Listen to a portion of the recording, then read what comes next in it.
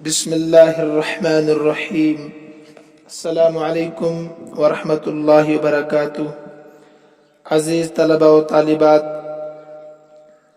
ہم کتاب دروس البلاغہ سے علم معانی کا بیان پڑھ رہے تھے۔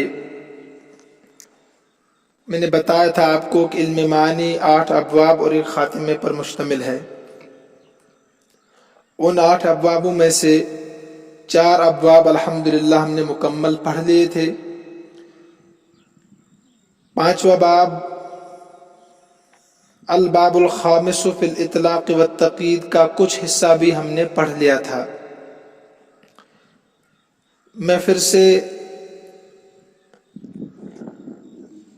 اطلاق اور تقیید کی تعریف دہرا دیتا ہوں تاکہ تعریف آپ کے ذہن نشین رہے، سبق سمجھنے میں آسانی ہو۔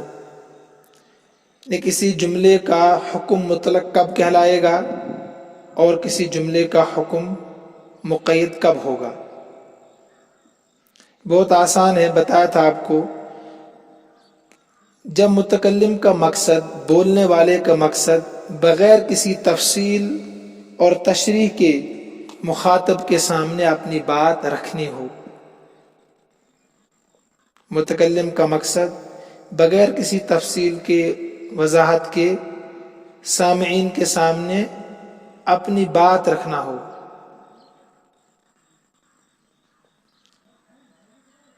تو حکم مطلق ہوگا۔ حکم مطلق ہوگا، یا آسان لفظوں میں کہ جب جملے میں صرف مسند اور مسند الیہ ہو، صرف مسند اور مسند الیہ ہو تو حکم مطلق ہوگا۔ ایسا کیوں؟ تاکہ مخاطب، سننے والے کا ذہن اس حکم کے متعلق ہر جگہ پہنچ جائے۔ مثلا آپ نے کہا جاء زید، ابھی یہ حکم مطلق ہے، اس جملے کا حکم مطلق ہے۔ آپ 2 طریقے سے سمجھ سکتے ہیں۔ ایک تو دیکھیں گے اس میں صرف مسند اور مسند الیہ ہے تو یہ مطلق حکم ہے۔ مثلا کب آیا، کیوں آیا، کہاں سے آیا، کیسے آیا، یہ چھوڑ دیا آپ نے سامع پر، مخاطب پر۔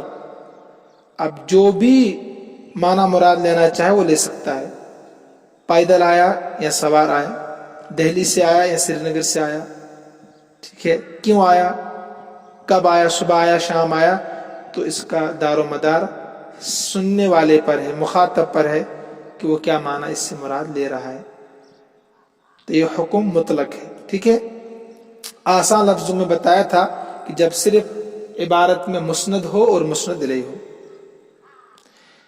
لیکن جب مسند اور مسند الیہ کے ساتھ اور بھی چیز ہو، قیودات ہوں، اور بھی چیزیں ہوں، انہیں قیودات ہوں، تو اس وقت وہ حکم مطلق نہیں بلکہ مقید ہوگا۔ وہ مقید ہوگا جب متکلم کا مقصد پوری وضاحت کے ساتھ مخاطب کے سامنے اپنی بات پیش کرنی ہو، تو اب یہ مقید ہوگا قیودات کے ساتھ۔ تو اب قیودات نے حکم مقید کیسے ہوتا ہے؟ بتایا کہ مطلق حکم مسند اور مسند الیہ کی وجہ سے ہوتا ہے، صرف مسند ہو اور مسند الیہ ہو۔ جیسے جاء زید میں جاء مسند ہے اور زید مسند الیہ ہے۔ اب مقید کیسے ہوگا؟ یہ مفعولات کے ذریعے سے، حال تمیز کے ذریعے سے، استثناء کے ذریعے سے، نواسخ ان افعال ناقصہ، حروف شرط، حروف نفی، توابع وغیرہ سے حکم مقید ہو جاتا ہے۔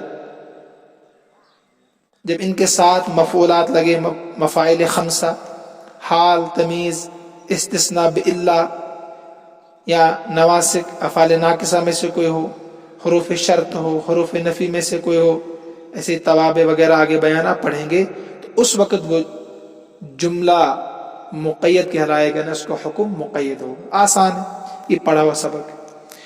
اس کے بعد آپ نے مفاعل 5 کو تفصیل کے ساتھ پڑھا الحمدللہ، اور اس کے بعد آپ نے نواسخ کا بھی بیان پڑھا، ٹھیک ہے۔ اسے افعال ناقصہ کی مثال ہے صفحہ نمبر 71 पर, और उसके बाद शर्त को भी आपने पढ़ा 72 पर, अम्मा शर्तु फत्तकीद बिही यकूनु लिल अगराज़िल्लती तुअद्दीहा मानी अदवात शर्त।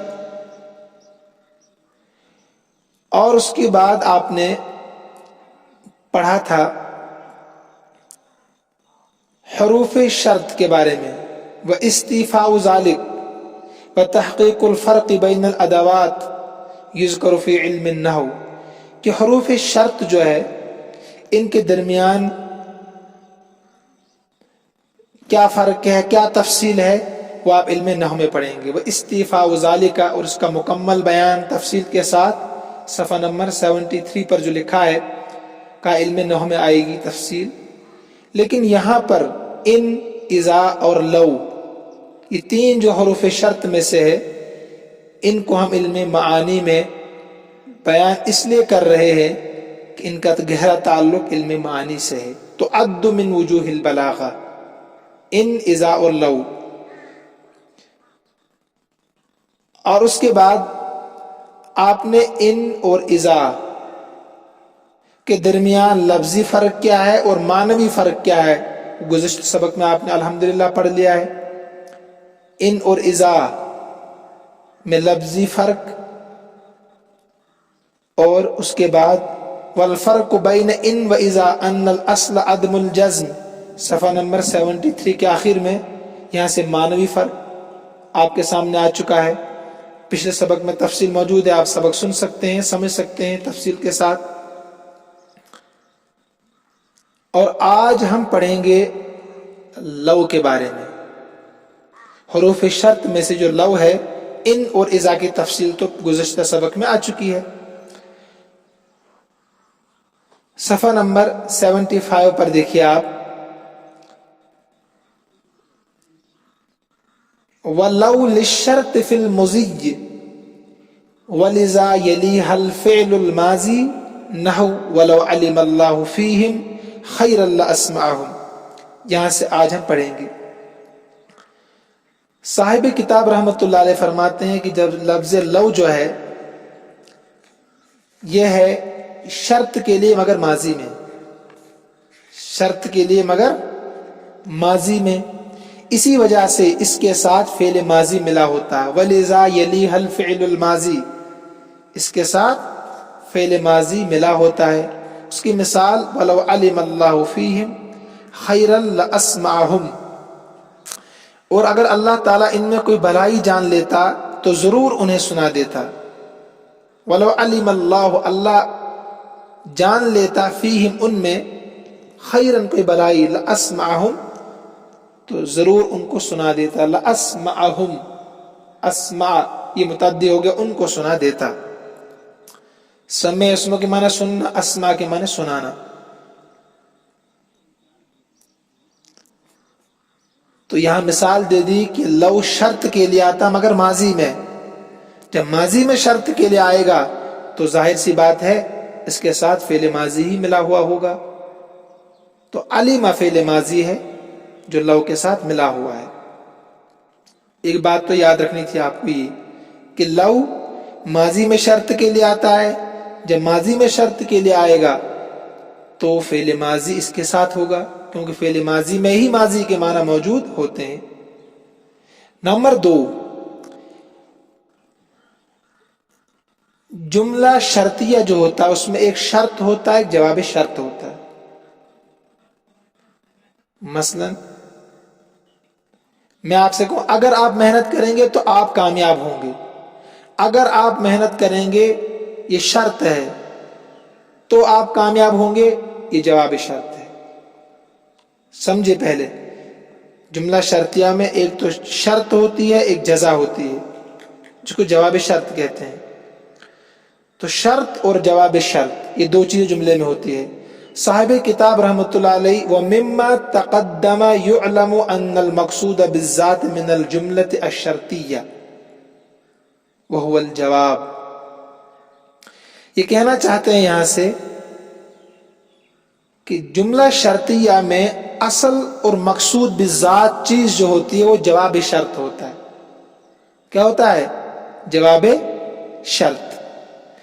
मसलन मैं आपसे कहूं अगर आप मेहनत करेंगे तो आप कामयाब होंगे, साहिब किताब कहते हैं कि इसमें असल है तो आप कामयाब होंगे। गोया कि मैं आपको खबर दे रहा हूं कि आपकी कामयाबी का दारोमदार, आपकी कामयाबी मुअल्लक है आपकी मेहनत के साथ, आपकी मेहनत के साथ। इतना याद रखना है कि जुमला शर्तिया में असल और मकसूद बिज़ात जो होती है वो जवाब शर्त होती। होगी दो बातें। वयतफर्रउ अला हाजा, यहां से साहिब किताब तीसरी बात आपको बता रहे हैं कि जब ये आप समझ गए कि जुमला शर्तिया में असल और मकसूद बिज़ात क्या होता है? शर्त, ये जवाब शर्त। जुमला शर्तिया में असल में और मकसूद बिज़ात जवाब शर्त होता है। तो जवाब शर्त या तो खबरिया होगा या इंशाइया होगा, या खबरिया होगा या इंशाइया होगा। यह बात याद रखनी है आपको। अब तीसरी बात इस पैराग्राफ में, तीसरी बात यह है कि जब जुमला शर्तिया में असल और मकसूद बिज़ात शर्त नहीं बल्कि जवाब शर्त होता है, तो अभी जवाब शर्त कभी तो खबरिया होगा और कभी इंशाइया होगा। जैसे इस मिसाल में यहाँ है, इन इज्तहद ज़ैदुन अकरमतुहु, अगर ज़ैद ने मेहनत कर ली तो मैं उसका इकराम करूंगा, उसको इनामात से नवाजूंगा। तो अकरमतुहु ये जवाब शर्त है और यही मकसूद बिज़ात है इस जुमले में जो आपकी किताब में इबारत है। और अकरमतुहु जुमला खबरिया है। क्या है? खबरिया। ऐसे ही अकरमतुहु की जगह पर इंशाइया भी आ सकता है। होगी तीन बातें। नंबर एक, लव आता है शर्त के लिए माजी में तो लिहाजा उसके साथ फेल माजी ही होगा। नंबर दो, जुमला शर्तिया में मकसूद बिज़ात और असल वो जवाब शर्त होता है। नंबर तीन, और जवाब शर्त कभी खबरिया होगा और कभी इंशाइया होगा। जवाब के एतबार से, किसके एतबार से? एतबारी जवाब, यहाँ उसके जवाब यानी शर्त के जवाब के एतबार से। जैसे यहां खबरिया है अकरमतुहु। पहले यहां तक आप तर्जुमा देखिए, फिर उससे आगे हम पढ़ेंगे।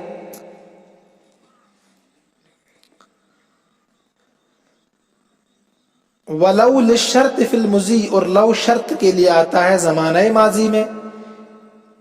वलिजा यलीहल फ़िअलुल माजी, इसी वजह से फ़िअल माजी उससे मिला हुआ होता है।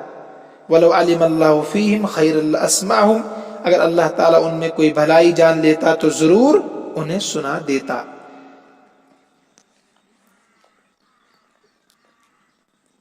वमिम्मा तक़द्दम युअलमु, वमिम्मा तक़द्दम युअलमु का तर्जमा, और मज़कुरा बयान से ये बात मालूम की जाती है। युअलमु मजहूल है ना। वमिम्मा तक़द्दम, और जो कुछ गुजर चुका है। युअलमु ये बात समझी जा रही है, आसान तर्जमा, यानी जो कायदा पीछे गुजरा कहते हैं इससे ये बात समझी जा रही है। अन्नल मकसूद बिज़ात मिनल जुमलत अशर्तिया, कि मकसूद बिज़ात जुमला शर्तिया में से, मिनल जुमलत शर्तिया थी, मकसूद बिज़ात जुमला शर्तिया में से, वहुवल जवाब, वो जवाब शर्त होता है, वो जवाब शर्त होता है। फ़इज़ा कुल्ता इन इज्तहद ज़ैदुन अकरमतुहु, इन इज्तहद ज़ैदुन अकरमतुहु। फ़इज़ा कुल्ता, पर जब तू कहे अगर ज़ैद ने मेहनत कर ली, देखिए माजी है ना इनके साथ, इन इज्तहदा, अगर ज़ैद ने मेहनत कर ली, अकरमतुहु तो मैं उसका इकराम करूंगा। कहते कुंत मुखबिरन, तू खबर देने वाला है, बिअन्नका सतुकरिमुहु, अनकरीब तो इसका इकराम करेगा। वलाकिन फी हाल हुसूल इज्तिहाद, लेकिन मेहनत पाए जाने की सूरत में। हुसूल का तर्जमा पाया जाना, इज्तिहाद मेहनत पाए जाने की सूरत में, हाल का तर्जमा सूरत। ला फी उमूमिल हाल, न कि आम हालात में, न कि आम हालात में। وَيَتَفَرَّعُ عَلَى هَذَا، اصول شاشی کی عبارت وَيَتَفَرَّعُ عَلَى هَذَا آتے تھے نا ایسے جملے وہاں، اس کا ترجمہ کیا ہوگا؟ اسی پر متفرع ہوگا، یعنی اصول نکلے گا، قاعدہ نکلے گا، وَيَتَفَرَّعُ عَلَى هَذَا، اسی پر یہ بات متفرع ہوگی، یہ اصول نکلے گا، أَنَّهَا تُعَدُّ خَبْرِيَّةً أَوْ إِنشَائِيَّةً، کہ جملہ شرطیہ کو خبریہ یا انشائیہ شمار کیا جائے گا، تُعَدُّ شمار کیا جائے گا، ہا جملہ شرطیہ کو خبریہ یا انشائیہ، باعتبار جوابہا ان کے جواب کے اعتبار سے، ان کے جواب کے اعتبار سے۔ تو ان اجتہد زید اکرمتہ، آپ کہیں گے یہ جملہ خبریہ انشائیہ ہے، جملہ خبریہ انشائیہ ہے۔ جملہ شرطیہ خبریہ انشائیہ نہیں، جملہ خبریہ، جملہ شرطیہ خبریہ، اگر انشاء ہوگا تو جملہ شرطیہ انشائیہ، یہاں جملہ شرطیہ خبریہ ہے، اگر انشاء ہوگا تو جملہ شرطیہ انشائیہ کہلائے گا۔ اس کے بعد نمبر 4 دیکھیے آپ، وَأَمَّا النَّفْيُ فَالتَّقْيِيدُ بِهِ يَكُونُ بِسَلْبِ النِّسْبَةِ عَلَى وَجْهٍ مَخْصُوصٍ تُفِيدُهُ أَحْرُفُ النَّفْيِ وَهِيَ 6 وَلَا مَا إِن لَن لَمَّا۔ یہاں سے صاحب کتاب چوتھی بات بیان کر رہے ہیں۔ چوتھی بات کیا ہے؟ کہ حرف نفی کے ذریعے سے بھی جملے کو مقید کیا جاتا ہے، پڑھا تھا نا پیچھے نواسخ میں شرطی یا نفی وغیرہ سب آتے ہیں، تو حروف شرط کے ذریعے سے بھی اس مسند اور مسند الیہ کو قید کر دیا جاتا ہے، کسی مخصوص وقت کے ساتھ یا مخصوص صفت کے ساتھ قید ہو جاتا ہے۔ کہتے ہیں کہ نسبت کو سلب کیا جاتا ہے، یکون بسلب نسبت، نسبت کو سلب کرنے کے ذریعے سے، مثلا جاء زید، زید آنا، زید کے آنے کی اس سے خبر ہمیں معلوم ہو رہی کہ زید آ چکا ہے۔ اب اس آنے کی جو خبر ہے، اس خبر کو آپ سلب کر رہے ہیں، ختم کر رہے ہیں، سلب کے معنی چھیننا، اصل معنی ختم کر رہے ہیں۔ آپ کہتے ہیں ما جاء زید، پہلے کہا جاء زید، زید آنا ہے، زید کا آنا، زید کے آنے کی خبر معلوم ہو رہی ہے نا۔ اب ما جاء زید، اس آنے کی نسبت کو آپ سلب کر رہے ہیں، چھین رہے ہیں، کس کے ذریعے سے؟ حرف نفی کے ذریعے سے۔ اب حروف نفی ہے 6، لا، ما، ان، لن، لما، لیکن ہر ایک کا الگ الگ کیا ہے؟ فائدہ ہے۔ علی وجہ مخصوص، مخصوص طریقے پر، مما تفیدہ احرف النفی، جن کا فائدہ حروف نفی دیتے ہیں۔ دیکھیے پہلے آپ سمجھیں اس کو، پھر میں سمجھاؤں گا، ترجمہ کروں گا بعد میں۔ کہتے ہیں فلا، پس لا جو ہے، پس لا جو ہے للنفی مطلقاً، یہ مطلق نفی کے لیے آتا ہے۔ کس کے لیے؟ مطلق نفی کے لیے۔ وما وان لنفی الحال، یہ حال کی نفی کے لیے، ما اور ان حال کی نفی کے لیے، جب یہ دونوں فعل مضارع پر داخل ہوں۔ ولن لنفی الاستقبال، ولن نفی استقبال کے لیے۔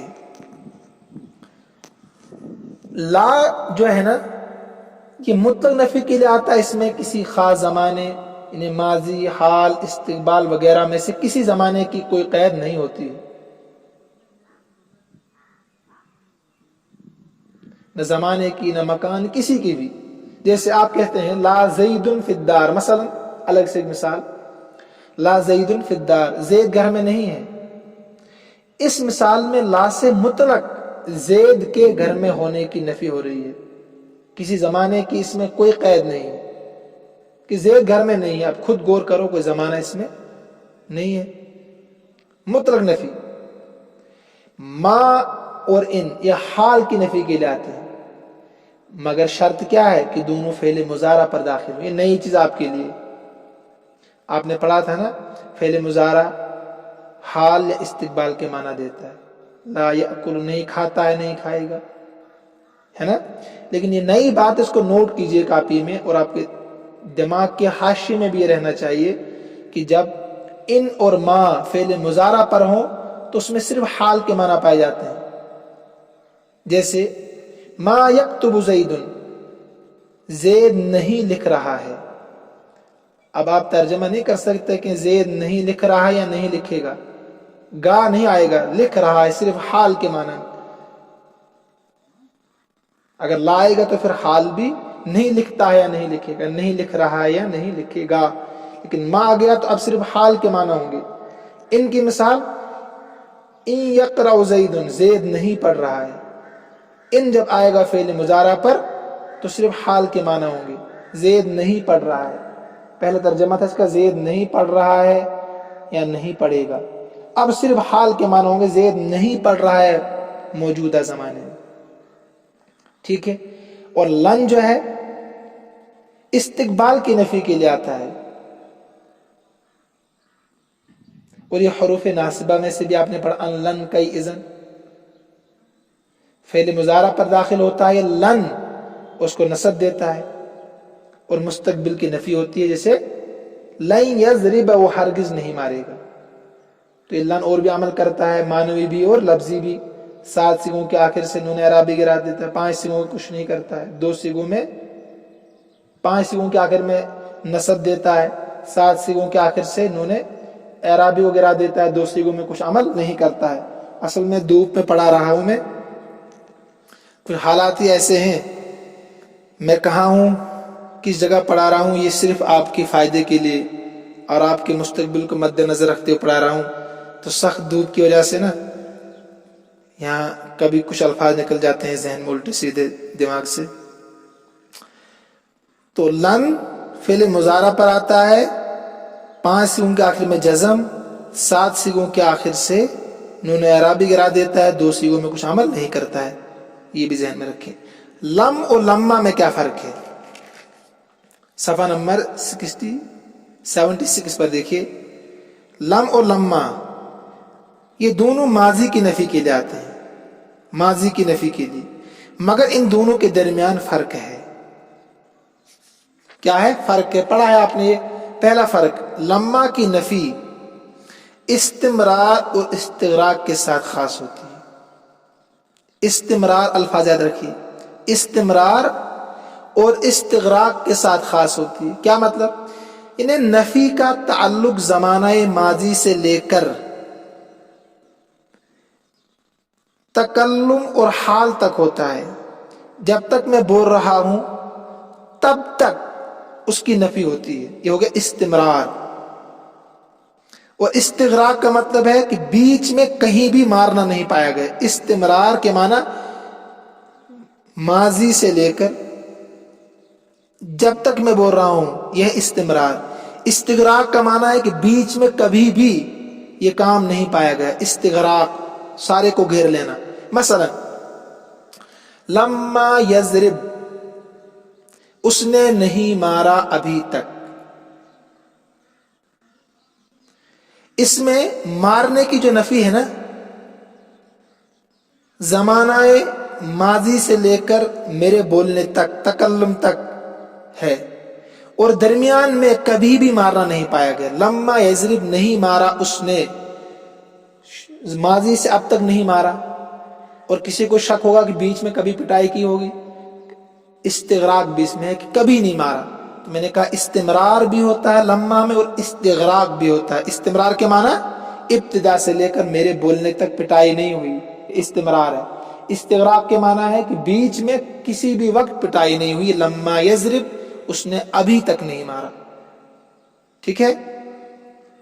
لیکن لم کے ذریعے سے جو نفی ہوتی ہے اس میں کبھی استمرار ہوتا ہے, اس میں کبھی استمرار ہوتا ہے. جیسے قرآن میں لم یلد ولم یولد, یہ زمانہ ماضی سے ہے, اور یہ نفی ہمیشہ کے لیے. یہاں پر ہے نا زمانہ ماضی سے اللہ نے نہیں جنا، تو ماضی سے شروع سے ہی، ماضی سے ابھی تک، اس میں کیا ہے؟ ہمیشہ کے لیے اس میں نفی ہے. اس میں کبھی استمرار ہوتا ہے، زمانہ ماضی سے نفی ہے اور نفی ہمیشہ کے لیے. اور کبھی کسی زمانے میں بھی اللہ کے لیے اولاد کا ثبوت نہ ہوگا، نہ ہوا ہے اور نہ ہوگا. اور کبھی نفی دائمی نہیں ہوتی ہے. لم میں فرق بتا رہا ہوں، کبھی استمرار ہوتا ہے نفی میں، جسے لم یلد ولم یولد، اور نفی ہمیشہ کے لیے ہوتی ہے.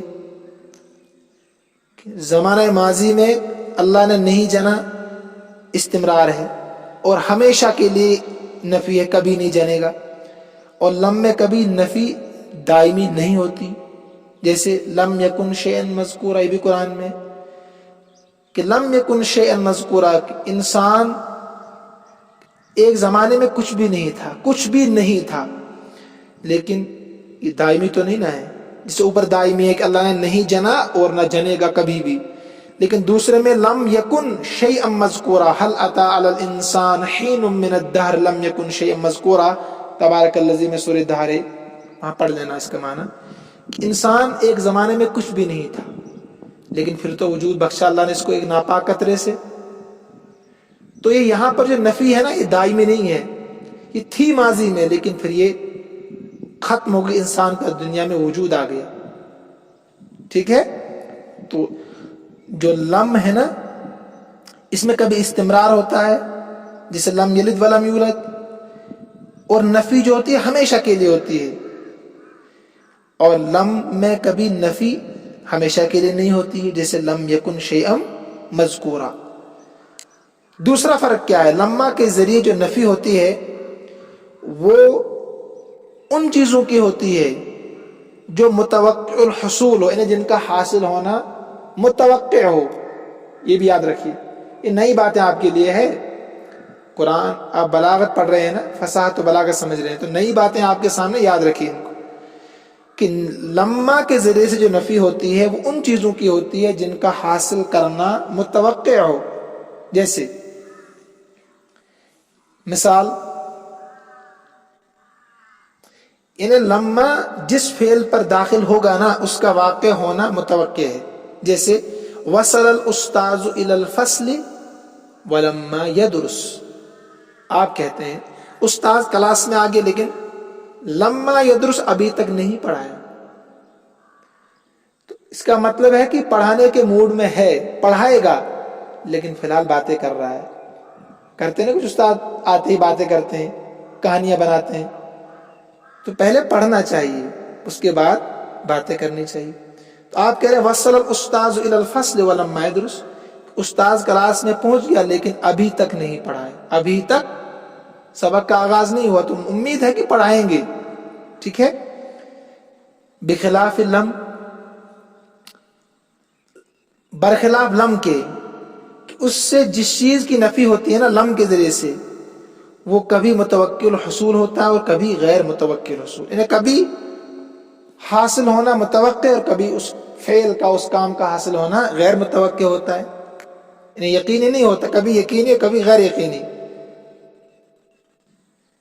اب جو قاعدہ میں نے بتا دیا کہ لما متوقع الحصول کے لیے آتا ہے، اور لم کبھی متوقع الحصول اور کبھی غیر متوقع الحصول.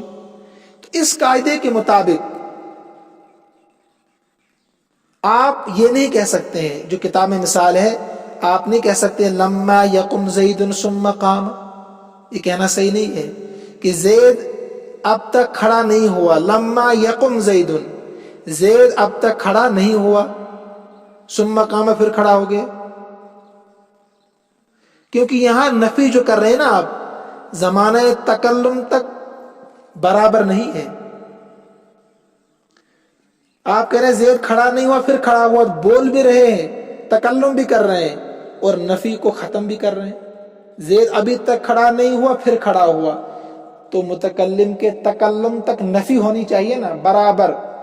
تو ثم قام یہ غلط ہے یہاں پر، پچھلے جملے کا کوئی فائدہ پھر نہیں ہے. لما یقم زید کا کوئی معنی نہیں رہے گا. تو لہٰذا یہ کہنا صحیح نہیں ہے، کیونکہ نفی متکلم کے بولنے تک برابر رہنی چاہیے. ٹھیک ہے. اور اسی طریقے سے یہ مثال بھی درست نہیں جو کتاب میں ہے، لما یجتمع النقیزان، کہ اب تک دو نقیزیں جمع نہیں ہوئی. نقیز کہتے ہیں ایک دوسرے کی ضد، اپوزٹ. نقیز ایک دوسرے کی ضد. آپ نہیں کہہ سکتے ابھی تک دو نقیزیں جمع نہیں ہوئی. کیوں نہیں کہہ سکتے ہیں؟ کیونکہ لما کا استعمال اسی وقت صحیح ہوگا جب لما کے بعد والے فعل کا ہونا، لما کے بعد جو فعل آ رہا ہے نا وہ متوقع ہو. پڑھا نا اوپر آپ نے، اس کا واقع ہونا یقینی ہو. اور دو متضاد چیزیں جمع ہو سکتی ہے، آگ اور پانی جمع ہو سکتے ہیں، دن اور رات جمع ہو سکتے ہیں. نقیز کے معنی یہ ہے نا. تو کہتے ہیں لما یہاں استعمال کرنا ہی غلط ہے، کیونکہ لما آتا ہے وہاں پر جہاں پر کسی کام کا حاصل ہونا متوقع ہو، یہاں متوقع ہے ہی نہیں. ٹھیک ہے. تو نقیز پر لما کا استعمال کرنا غلط ہے.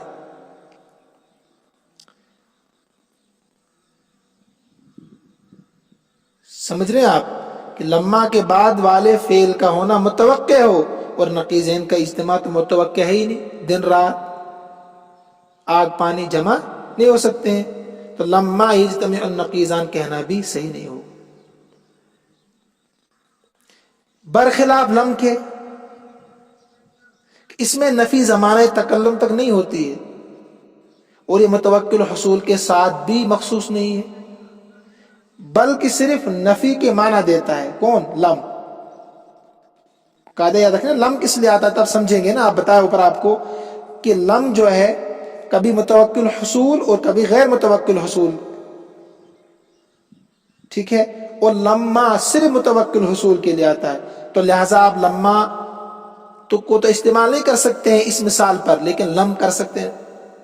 لم یکم زید ثم قام کہہ سکتے ہیں. لم یجتمع النقیزان کہہ سکتے ہیں، کیونکہ لم کبھی متوقع الحصول اور کبھی غیر متوقع الحصول. لیکن جو لما ہے ایک تو نفی کا استمرار ہونا چاہیے، ہے نا. کب تک؟ بولنے والے کے بولنے تک. اور نمبر دو متوقع الحصول بھی ہونا چاہیے. دونوں چیزیں یہاں پر نہیں ہیں. لہذا لم کا استعمال ان مثالوں پر تو درست ہے، لیکن لما کا استعمال درست نہیں ہے. ٹھیک ہے.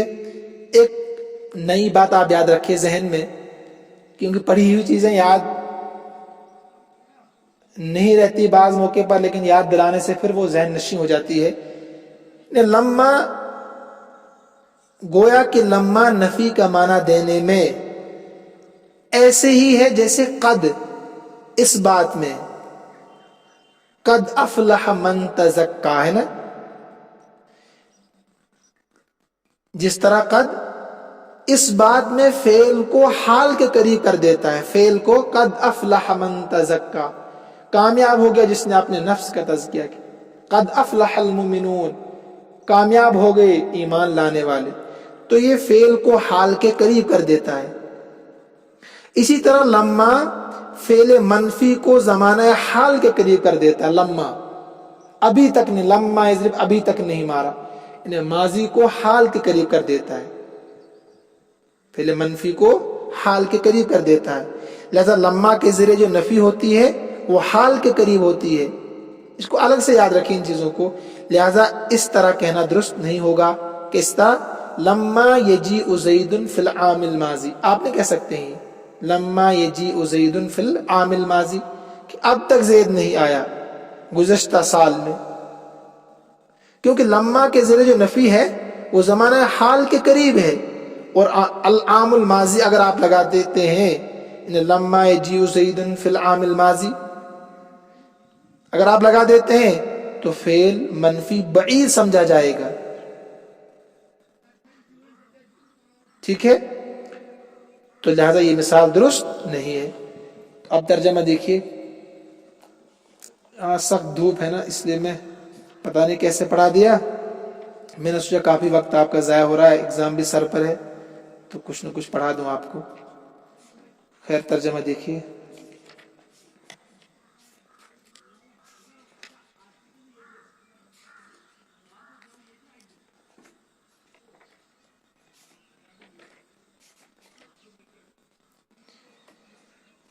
وَأَمَّا النَّفْيُ سے ترجمہ دیکھیے. اچھا اوپر سے تو ترجمہ ہو گیا ہے. وَأَمَّا النَّفْيُ فَالتَّقْيِيدُ بِهِ يَكُونُ بِسَلْبِ النِّسْبَةِ عَلَى وَجْهٍ مَخْصُوصٍ. اور بہرحال نفی کے ساتھ حکم کو مقید کرنا ہوتا ہے نسبت کے سلب کی وجہ سے. بسلب النسبت، نسبت کے سلب کی وجہ سے. علی وجہ مخصوص، مخصوص طریقے پر. سلب میں نے کہا ختم کرنا نسبت کو. مما تفید حروف النفی، جن کا فائدہ دیتے ہیں حروف نفی. نسبت کو سلب کرنا، ختم کرنا، یہ کیسے ہوگا؟ حروف نفی ان کا فائدہ دیتے ہیں. وہ 6 ہے: لا، ما، ان، لن، لما. فلا لنفی مطلق، فلا لنفی مطلق، تو لا مطلق نفی کے لیے، لا مطلق نفی کے لیے ہے. ما و ان لنفی الحال، حال کی نفی کے لیے. ان دخلا، اگر وہ دونوں داخل ہو، ما اور ان مضارع علل مضارع، مضارع پر. ولن لنفی الاستقبال، اور لن جو ہے استقبال کی نفی کے لیے آتا ہے. ولم ولما لنفی المزج، لم اور لما ماضی کی نفی کے لیے آتے ہیں. الا، مگر، انہو، یہ کہ لما کے ذریعے ماضی کی نفی زمانہ تکلم تک جاری رہتی ہے. انہو بلما، لما کے ذریعے سے نفی ینصحب جاری رہتی ہے علی زمن تکلم، تکلم کے زمانے تک. ینصحب کا ترجمہ آپ جاری کر سکتے ہیں. الا، مگر یہ کہ انہو بلما، کہ لما کے ذریعے سے نفی جو ہوتی ہے ینصب جاری رہتی ہے، ینصحب جاری رہتی ہے علی زمن تکلم، تکلم کے زمانے تک، بولنے کے زمانے تک، جو میں نے آپ کو تفصیل کے ساتھ سمجھا دی.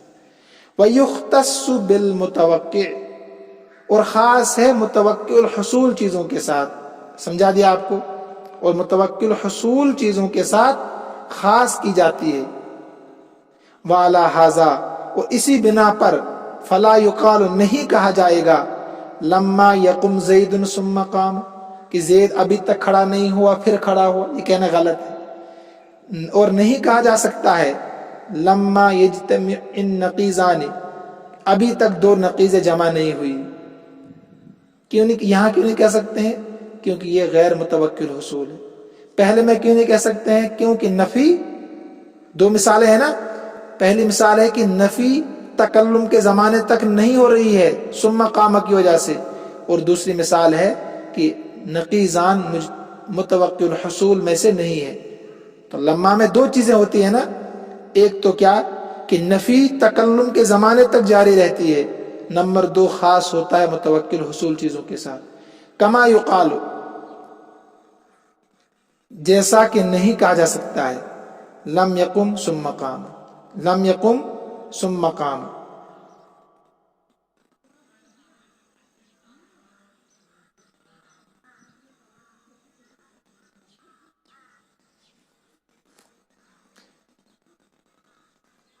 ولم یجتمعا، فلما فی النفی، پس جو نفی ہے، پس نفی میں مد مقابل، تقابل قد فی الاثبات، نفی میں مقابل ہے اس بات والے قد کے. پس لما، فلما، پس لما فی النفی، نفی کرنے میں، تقابل مد مقابل ہے یا مقابل ہے، فی الاثبات، اس بات میں قد کے، جو میں نے آپ کو سمجھا دیا. یعنی قد جیسے ماضی کو حال کے قریب کر دیتا ہے، ایسے لما ماضی کو حال کے قریب کر دیتا ہے، یعنی منفی کو حال کے قریب کر دیتا ہے.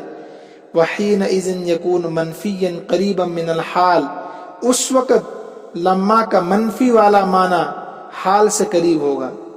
حِينَئِذٍ، اس وقت، يَكُونُ مَنْفِيُّهَا، لما کا منفی والا حال، منفی جو ہا، لما کا منفی والا حال، لما کا منفی والا معنی قریب من الحال، حال کے قریب ہو گئی ترجمہ. اس وقت لما کا منفی والا معنی قریب من الحال، حال کے قریب ہوگا. فلا یصح، پس صحیح نہیں ہوگا یہ کہنا لما یجیء محمد فی العام الماضی، کہ اب تک محمد نہیں آیا گزشتہ سال میں، گزشتہ سال. تو امید ہے کہ آپ سبق سمجھ گئے ہوں گے انشاءاللہ الرحمن. تو میں تھوڑا مصروف تھا کسی کام میں، کام ہی سمجھے آپ، اس لیے میں 2-4 دن نہیں پڑھا پایا. ابھی میں 2-4 دن یہی ہوں، لیکن مجھے محسوس ہوا کہ آپ کا نقصان ہو رہا ہوگا، تو کوشش کی آپ کو پڑھانے کی. تو اگر آپ سبق بار بار سنیں گے انشاءاللہ الرحمن تو سمجھیں گے، مجھے امید ہے، کیونکہ آپ سب ذہین ہیں ماشاءاللہ. اللہ آپ سب کا اور میرا حامی و ناصر ہو. اللہ ہم سب کو اپنے امن و امان میں رکھے، اپنی حفاظت میں رکھے. ھذا من عندی واللہ اعلم واحکم واتم. اور یاد رکھے آپ کا امتحان بہت جلد ہوگا، کالج کی طرف سے ہوگا، اور وہ یونیورسٹی کے مقابلے میں سخت ہوگا. جیسے بھی ہوگا